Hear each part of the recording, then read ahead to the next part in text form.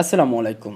FIFA বিশ্বকাপ football ম্যাচে প্রত্যেকটা ম্যাচে যে দুটা হাইড্রেশন ব্রেক হয় আপনি জানলে অবাক হবেন। সেই হাইড্রেশন ব্রেকগুলা থেকে প্রায় $1 বিলিয়ন কিংবা বাংলাদেশের 11 থেকে 12 হাজার কোটি টাকারও বেশি আয় করছে ফিফা।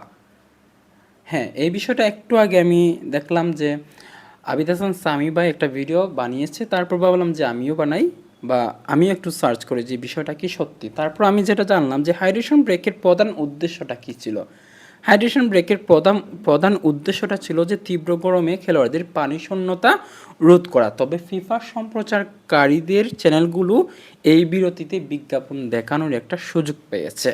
এর মাধ্যমে সম্প্রচারকরা অতিরিক্ত বিজ্ঞাপন থেকে বিশ্বজুড়ে $1 বিলিয়নেরও বেশি প্রায় 11 থেকে 12 হাজার কোটি টাকা আয় করছে এবং ফিফা তাদের বাণিজ্যিক সম্প্রসারণ নিশ্চিত করছে।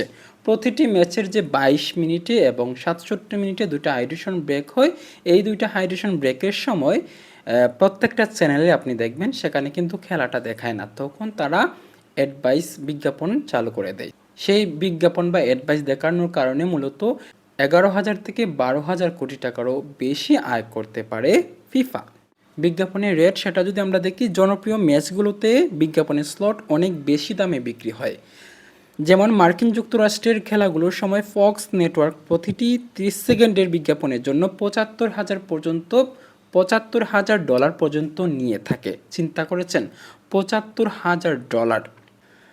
সাধারণত ম্যাচগুলোতে এই রেট থাকে প্রায় $2 লাখ কাছাকাছি।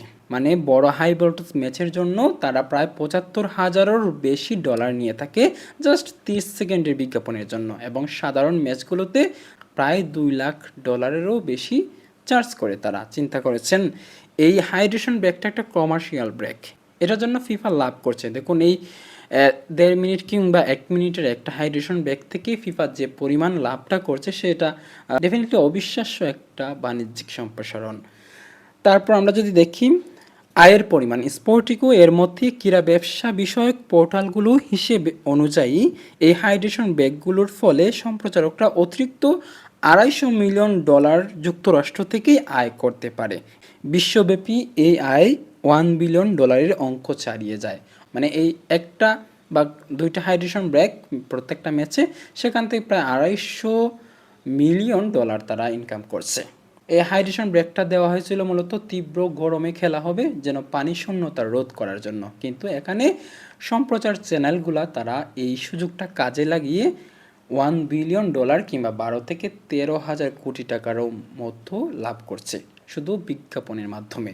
এর আগে আমরা দেখতাম যে এরকম হাইড্রেশন ব্রেক থাকতো না, সো বিজ্ঞাপন তেমন একটা দেখতে পারতাম না। খেলার আগে বিজ্ঞাপন থাকতো এবং শেষে, কিন্তু এই হাইড্রেশন ব্রেকের মাঝখানে বিজ্ঞাপন, একটা বিজ্ঞাপনের জন্য বিজ্ঞাপনদাতাদের খরচ করতে হচ্ছে $75,000 কিংবা 2 লাখ $2 লাখ-এরও বেশি।